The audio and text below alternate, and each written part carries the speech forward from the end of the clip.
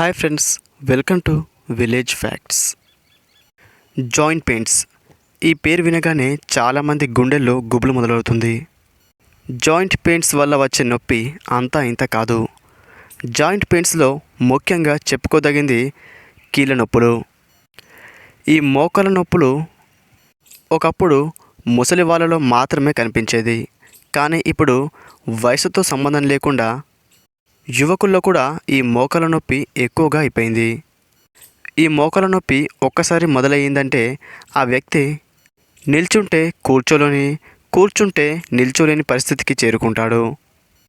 ఈ మోకాల నొప్పుల్ని తగ్గించుకోవడానికి చాలామంది అనేక మందుల్ని వాడి ఎటువంటి ఫలితం లేక ఆ నొప్పిని భరిస్తూ బాధపడుతూ ఉంటారు. మరి న్యాచురల్గా ఈ మోకాల నొప్పిని ఏ విధంగా తగ్గించుకోవచ్చో ఇప్పుడు తెలుసుకుందాం. గ్రామాల్లో ఉండే ప్రతి ఒక్కరికి పల్లేరు చెట్టు అంటే తెలిసే ఉంటుంది.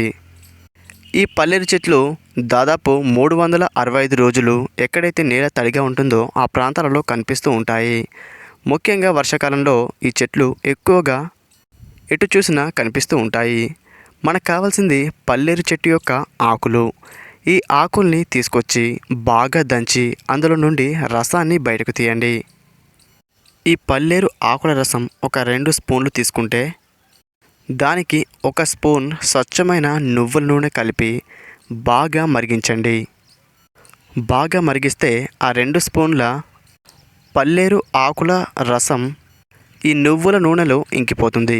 ఇప్పుడు ఈ నువ్వుల నూనెని భద్రపరుచుకొని ప్రతిరోజు సాయంత్రం పూట ఎవరికైతే జాయింట్ పెయిన్స్ ఉన్నాయో లేదా ఎవరికైతే మోకాల నొప్పులు ఉన్నాయో వాళ్ళకి సాయంత్రం పూట ఒక 10 నిమిషాలు మసాజ్ చేయండి.